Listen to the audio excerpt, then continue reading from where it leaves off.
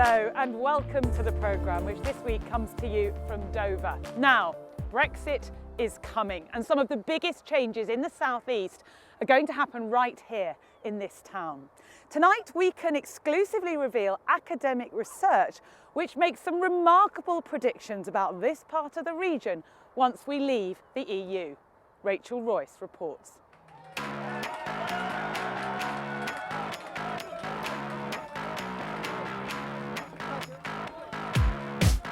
On the 23rd of June 2016, the UK voted to leave the European Union. June the 23rd, Independence Day!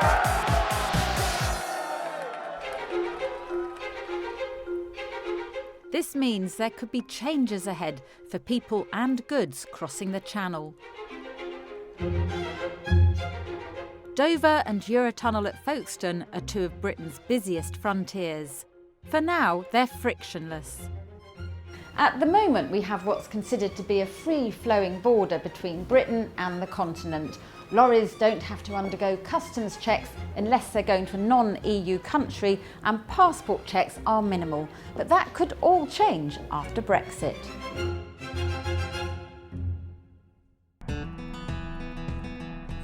Really very concerning for us. Nobody knows what's going to happen.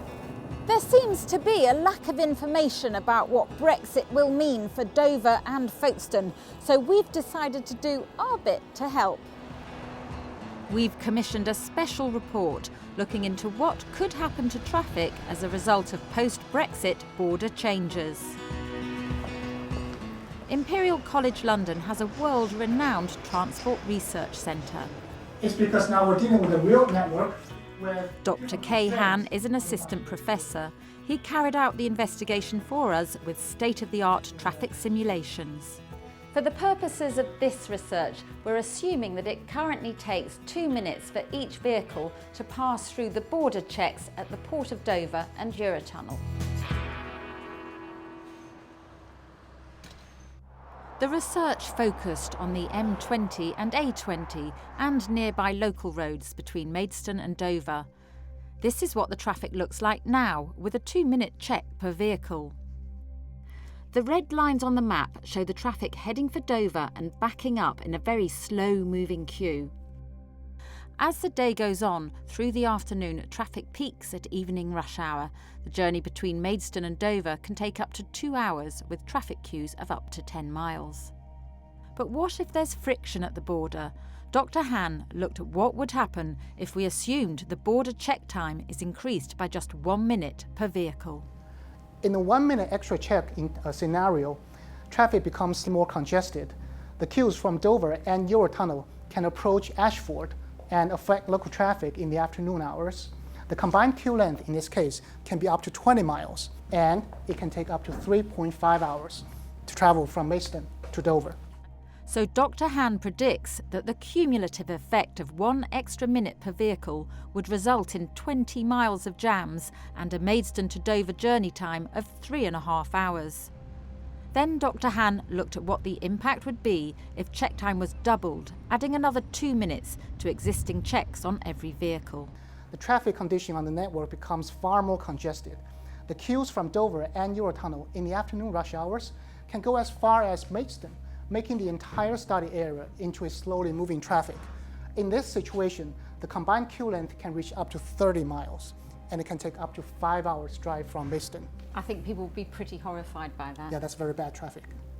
So with 2 extra minutes per vehicle, Dr. Han predicts 30 miles of jams and a Maidstone to Dover journey time of 5 hours. And what's shocking about the research result is that the check time, as little as 2 minutes of check time increase applied to each individual vehicle, could lead to hours of traffic delays and tens of miles of queuing on the motorway.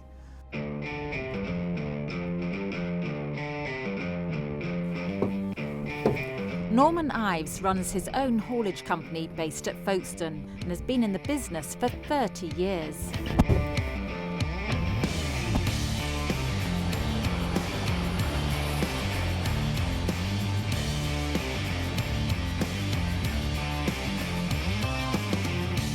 He delivers food to supermarkets to tight deadlines, so any traffic jams are hugely worrying to him.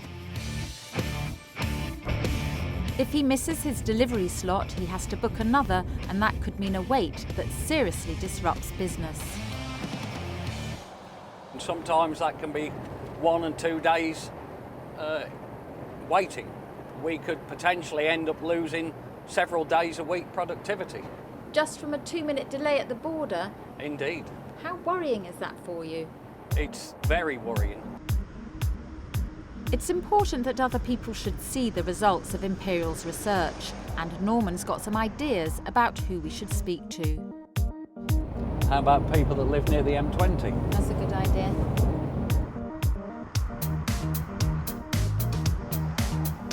We went to Stanford, a village which lies near the M20 and to the west of Eurotunnel. Jeff College is a parish councillor. We asked him what he thought of our figures. They're alarming, they're horrific, and it will put us into a situation or into the scenario that it will be like an Operation Stack situation on a daily basis, and that cannot be allowed to happen. What is it like? What does it do to your life in this village and other Kent villages when you have traffic jams like that? If it's likely to go on for a month or longer, as Stack has been in operation for a month previously, then it just becomes worse and worse. Problems manifest. You've got to make sure you've got enough food, water in the house, because generally you can't get out. So, Norman, who should we go and talk to about this now? How about we go and see Eurotunnel? Yeah, good idea. Eurotunnel facilitates huge amounts of trade with the EU. Goods worth £100 billion a year are transported through the tunnel. Eurotunnel's John Keefe points out that delays on the motorway could be bad for the economy. Those are the goods that our economy relies on, stuck in traffic. That means that manufacturing is losing efficiency. It means that it's putting at risk inward investment, employment. So those kind of delays are counterproductive in their own right. So what we understand from the government today is that they want a frictionless border that will keep the traffic moving as it really should on a motorway. And that's the only way that we can envisage running an economy efficiently. We also spoke to the Port of Dover, who told us that Dr. Hand's figures support their own conclusions about traffic if there is friction at the border after Brexit. The people who run the ferries are optimistic that a frictionless border can be achieved using high-tech methods. Guy Platten is Chief Executive of the UK Chamber of Shipping. I think any delays, any sort of intrusive customs procedures which allow those delays is completely regrettable. I think what we would like to do though is to try and avoid that happening in the first place, and that is by making sure we have some sort of light touch customs arrangement. We can agree that, and I think that's entirely possible and technology allowable as well. When Dr. Hand did his research, he made no assumptions about what would cause a delay. He simply assumed that post-Brexit there could well be one. It seems logical to be concerned that new customs checks could slow things down, but should we also be concerned about passport checks? At the moment, passport checks on British citizens are carried out by both the British and the French on this side of the Channel. It's possible that post-Brexit passport checks could take longer, so says Tony Smith, the former chief of UK Border Force. It's very possible that there could be additional delays at the French border by the French police checking British passports going into the EU. The French are required to ask questions of us or stamp passports, for example. Then those transaction times are realistic, and that queue time could certainly materialise. But we just don't know yet what the regulatory framework is going to be, and there are various options available and on the table where we could reduce that transaction time on both sides.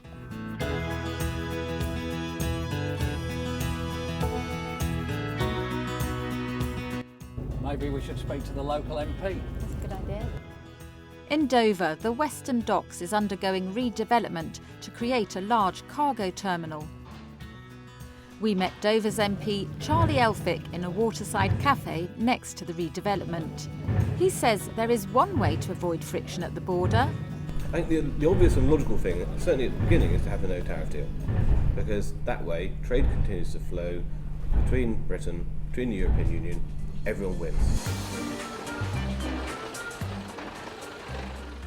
Ireland is not leaving, but these Irish lorry drivers are worried about post-Brexit delays. If the port, any delay in the port at all, it's Operation Stack on the motorway out there. So it's just going to be a disaster for the whole lot. Do you think it's feasible a 2-minute delay could actually make a 4-hour traffic jam, or does that seem unlikely? It's what the research is saying. Oh, it will cause it. It will, without a doubt.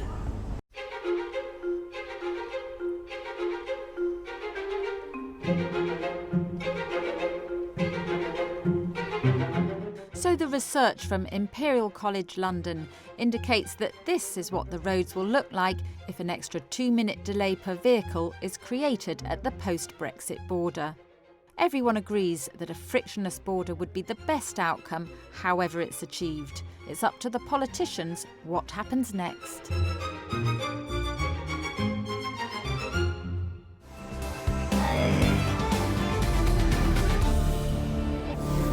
Rachel Royce reporting.